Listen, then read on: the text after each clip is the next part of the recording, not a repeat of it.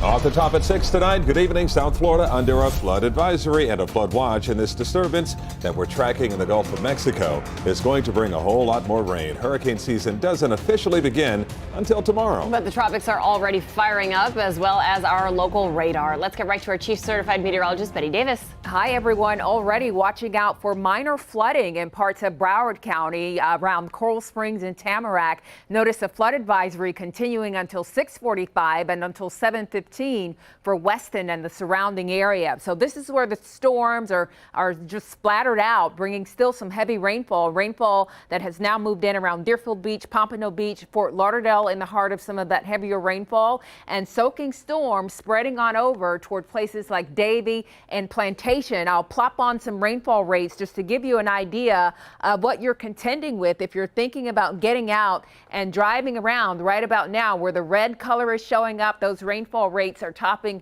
2 inches per hour, so this can certainly be blinding at times. Much of Miami-Dade, especially around downtown Miami, the weather pretty fair right now. Not necessarily noticing downpours for the downtown area or Miami Beach, but notice a thunderstorm trying to build up around Miami Gardens.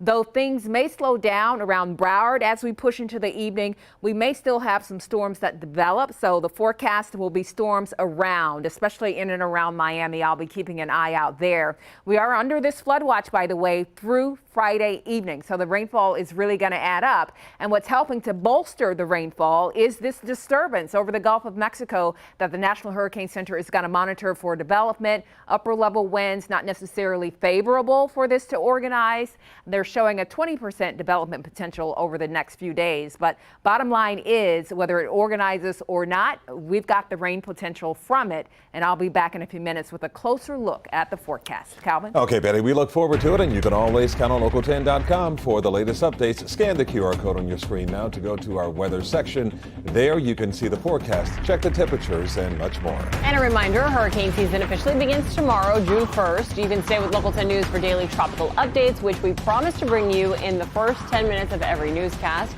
You can also get reacquainted with our hurricane survival guide on local10.com.